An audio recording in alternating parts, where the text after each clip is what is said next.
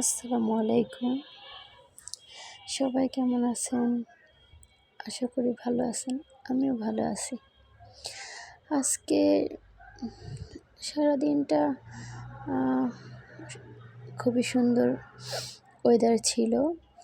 আর আমার মনে হলো আমি একটু রান্নাবান্না করি। এর জন্য আমার আজকে মন চাইলো একটু মুরগির মাংস রান্না করি।